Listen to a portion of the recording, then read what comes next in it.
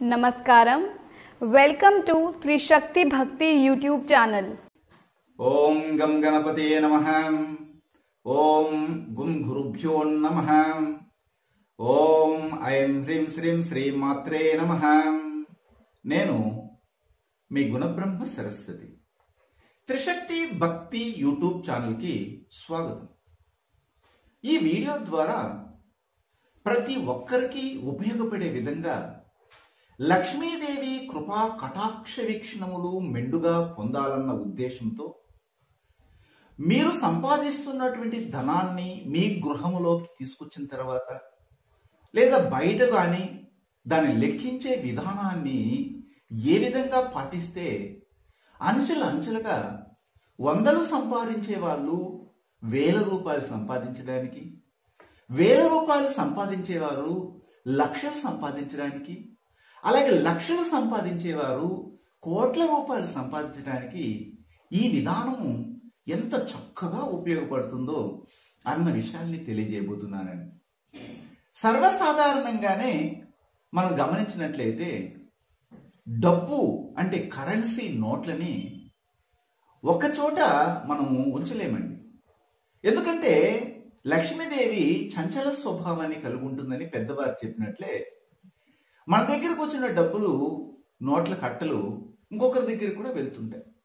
అలాగా మీ దగ్గరకు వచ్చే కట్టలు లేదా నోట్లు అనేక మంది దగ్గర కూడా వస్తుంటాయి. వారు మంచివారు కావచ్చు, చెడ్డవారు కావచ్చు, దొంగలు కావచ్చు, దోపిడీ దొంగలు కావచ్చు, లేదా రాజకీయ నాయకులు కావచ్చు, లేదా నీచ స్వభావంతో సంపాదించే డబ్బులు కావచ్చు, లేదా ఒక వ్యభిచారం చేసి సంపాదించి ఉండొచ్చు, లేదా ఒక మోసం చేసి సంపాదించి ఉండొచ్చు. కానీ ఆ నోట్ల పైన ఫలానా వాళ్ళు సంపాదించారని ఉండదు కదండి. ₹100 నోట్ అంటే ఆ ₹100 నోటు ఎవరి దగ్గరికైనా వెళ్ళినా అది ₹100 నోటే. ఫలానా వాళ్ళ దగ్గరికి ఉన్నతమైనటువంటి గుణాలు కలిగినటువంటి వారి దగ్గరికి వెళ్తేనే అది ₹100 నోట్ అని చెప్పలేం కదండి. అయితే ఆ విధంగా ఒక ₹100 నోట్లు ఒక 100 ఉన్నాయనుకోండి, ₹10,000 అవుతుంది. దాన్ని ఎంచే సమయంలో చాలా మంది ఏం చేస్తారంటే అప్పటికి నీరు లేకపోతే ఇలాంటి స్పాంజులు నీళ్లు అద్దుకొని ఎంచడం అనేది కుదరదు కాబట్టి వాళ్ళ ఎంగిల్ని అలా తడిపి దాన్ని చక్కని ఎంచడం, మళ్ళీ అతుక్కుపోతే మళ్ళీ ఎంగిల్ అతుక్కోవడం, మళ్ళీ పెట్టడం, మళ్ళీ ఆ తర్వాత మీ దగ్గరకు వచ్చినప్పుడు మీకు అలాంటి అవకాశం లేనప్పుడు మరి మీరు మళ్ళీ ఎంగిల్తో మళ్ళీ తడపడం, మళ్ళీ ఎంచడం అనేది చేస్తారు. చూడండి, గమనించండి. అంటే అర్థం ఏమిటంటే ఈ ఎంగిల్ అనేది ప్రతి నోటి మీద ఉంటుంది. కొంతమంది తెలివైనటువంటి వారు ఏం చేస్తుంటారంటే ముందర ఒక స్పాంజ్ పెట్టి ఆ స్పాంజ్లో నీళ్లు వేసి దాన్ని కొద్దిగా అద్దుకుని చేతికి ఎంచే వాళ్ళు కూడా ఉన్నారు. ఇలాంటివి ఎందుకు ఈ బాధలని? ఇప్పుడు కౌంటింగ్ మిషన్ కూడా వచ్చేసినాయి. ఆ కౌంటింగ్ మిషన్ లో డబ్బులు కట్టబెట్టేస్తే చక్కని ఇన్ని ఉన్నాయి ఇంత అనేది లెక్కలు కడుతుంది ఇప్పుడున్నటువంటి పరిస్థితి. కానీ ఇంతకుముందే అనేకమైనటువంటి నోట్లు, ఈ కరెన్సీ చలామణిలో ఉంది కదండి. అలా చలామణిలో ఉన్నటువంటి నోట్లు మీ దగ్గరికి వచ్చి ఉంటాయి. అది చాలా దారిద్ర్య స్థితిని కలిగి ఉంటాయి. ఎందుకంటే డబ్బు ఏందండి దరిద్రాన్ని కలిగింది అనుకుంటున్నారు కదా, నిజమేనండి. ఒక దరిద్రం చేతిలో ఉండి వస్తుంది. కొంతమంది చూడండి, కొంతమంది అంగిల్లో మనం గమనించవచ్చు. ఒక భిక్షగాడు వస్తాడు, వచ్చిన వెంటనే అతను ₹1 ఇస్తే బాగుందనేసి అడుగుతాడు అనుకోండి.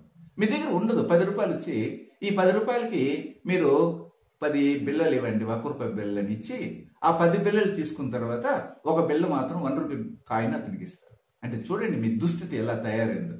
చివరికి భిక్షమెత్తుకొని వచ్చినటువంటి అతని దగ్గర మీరు మీ దగ్గర ఉన్న డబ్బు ఇచ్చి అతని దగ్గర ఉన్న డబ్బు తీసుకొని తిరిగి మీ ఇచ్చే అంత ₹1 ఇస్తున్నారంటే ఆ దరిద్రం మీకు వచ్చినట్లా కాదండి. అంటే అర్థం ఏంటి? ఇలాగే చేయడం వల్ల ఆ షాపులో రోజు రోజుకి వ్యాపారం లేకుండా చేసుకుంటున్నారు. ఇది బాగా సూక్ష్మంగా ఆలోచించండి, మీకు అర్థమవుతుంది.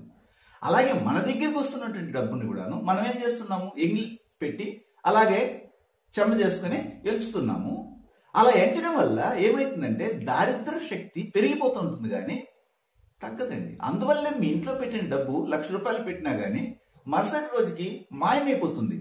అనేకమైనటువంటి ఇబ్బందులకు గురి అవ్వడం, దేనికొక దాన్ని ఖర్చు పెట్టడం, హాస్పిటల్ పాలవడం, లేదా కోర్టులు పాలవడము, లేకపోతే అనవసరమైనటువంటి కొన్ని జోక్యాలు కలిగించుకోవడము, లేదా ఎవరైనా అడిగినప్పుడు వెంటనే ఇచ్చేయడం తిరిగి రాదండి మీ చేతికి. మధ్యవర్తులుగా ఉండి మీరు తీసుకున్నటువంటి అప్పు కానీ ఎవరికైనా ఒకరితో పుచ్చుకుంటారు, దానికి వడ్డీ కట్టడానికి సరిపోతుంది ఈ డబ్బంతా.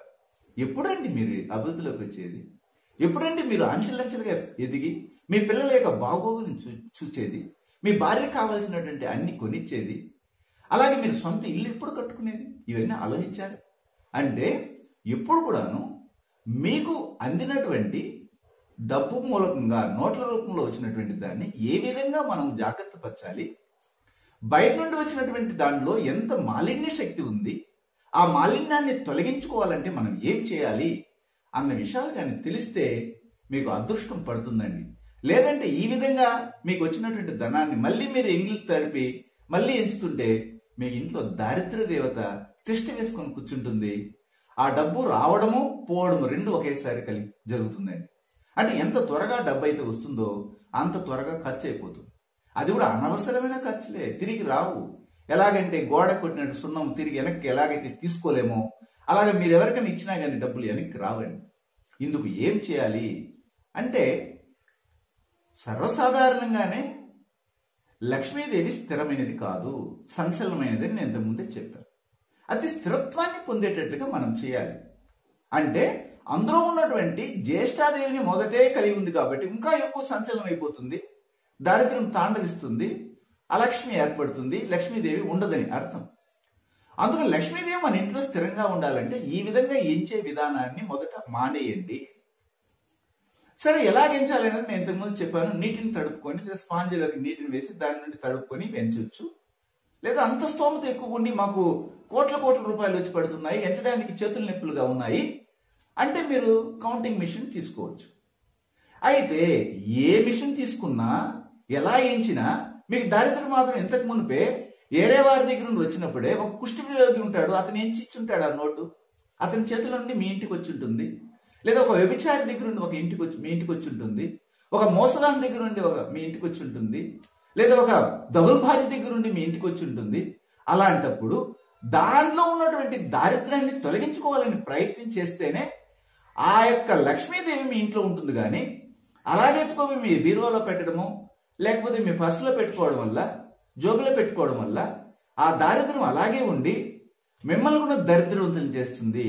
అందుకే పెద్దవాళ్ళు చెప్తారు, చెడ్డవారితో మనం చేరినప్పుడు 6 నెలలు కానీ సావాసం చేస్తే వీరు వారుగాను వారు వీరుగాను మారే అవకాశం ఉందని కూడా చెప్పడం జరుగుతుంటుంది. అంటే వీరి లక్షణాలు వారికి, వారి లక్షణాలు వీరికి రావడం జరుగుతుందండి. అలాగే దారిద్ర్యంతో కూడినటువంటి కరెన్సీని మీ ఇంటికి తీసుకురావడం వల్ల మీ ఇంట్లో కూడాను ఆ దారిద్ర్య లక్షణాలు ఆపాదించబడి మీ ఇంటిల్లో పాది కష్టాలు అనుభవించడానికి, గొడవలతో అశాంతిని పొందడానికి, ఆరోగ్యాలు లేక అనారోగ్యంతో డాక్టర్ల దగ్గరికి వెళ్ళడానికే సరిపోతుంది మీ జీవితం అంతా. కానీ మీరు ఎప్పుడండి బాగుపడేది?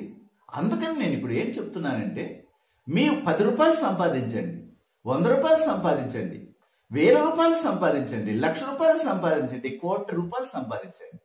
ఏదైతే మీరు సంపాదిస్తారో మీ కష్టార్జితాన్ని మీ ఇంటికి తీసుకొచ్చిన తర్వాత నేరుగా బీరువాలోనో లేదా పర్సులోనో ఇలా పెట్టకండి.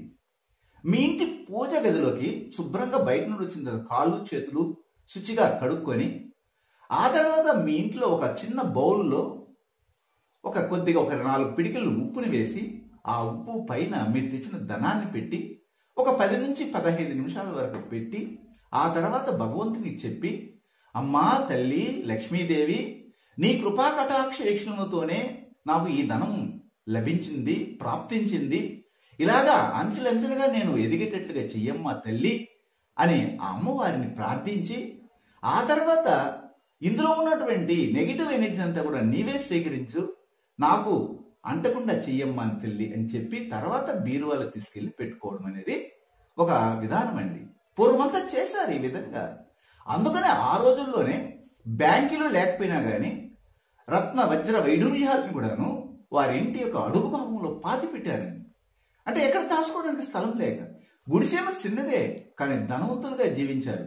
ఈరోజు మీరు పెద్ద బంగ్లా కట్టుకో ఉంటారు, డూప్లెక్స్ హౌస్ లో నివసిస్తుంటారు, కానీ మీ ఇంట్లో ప్రతి అవసరానికి డబ్బుకు కొరతగానే ఉంటుంది. ఎంత సంపాదించడం నిలవటం లేదండి. మా ఇంట్లో అందరూ పనికిపోతారండి, అందరూ కష్టపడతారండి, కానీ ఏంటో కానీ దారిద్ర్యాన్ని అనుభవిస్తున్నామండి. ఎక్కడేసిన గొంగలు ఎక్కడే ఉందండి. అంతా కూడా అతుకుల బేరం అయిపోయిందండి మా జీవితమే. ఎప్పుడైనా కానీ ఏదైనా సంతోషంగా ఉందామంటే డబ్బు కొరతగా ఉందండి అని బాధపడే వాళ్ళు చాలా మంది ఉన్నారండి. అందుకనే మనకు లభించినటువంటి ధనం ఏ మూలంగా లభించిందో తెలియదు కదా. మీరు కష్టపడింది నిజమే, మీ యజమాని ఇస్తున్నాడు, కానీ ఆ యజమానికి ఎక్కడి నుంచి వచ్చింది? అది దోపిడీ సొత్తా, లేదా ఒక దరిద్రం నుండి వచ్చిందా, ఒక అనారోగ్యపరి నుండి వచ్చిందా, ఒక మోసగాడి నుండి వచ్చిందా? తెలియదు కదండి. వారు చేసిన కర్మ అందులో ఉంటుంది. దానిని మళ్ళీ మీరు ఇంటికి తీసుకెళ్ళి మీరు అనుభవించి కర్మని మళ్ళీ బాధపడడం ఎందుకని?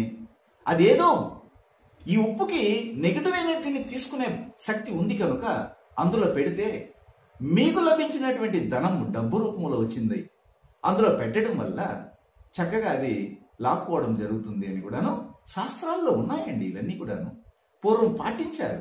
అయితే ఇప్పుడున్నటువంటి ఆధునిక పాశ్చాత్య సంస్కృతులకు లొంగిపోయినటువంటి మనము వాటన్నిటిని పట్టించుకోవట్లేదు. ఇదేంటి చిన్న విషయం, ఇది పోయి పెట్టాలంట, ఉప్పులో పెట్టాలంట, ఉప్పులో పెట్టిన తర్వాత తీసుకెళ్ళి ఇంట్లో పెట్టి బీరువాలో పెట్టాలంట, అప్పుడు డబ్బు దండిగా వస్తుందంట. నిజమండి. చూచి ఆలోచించండి.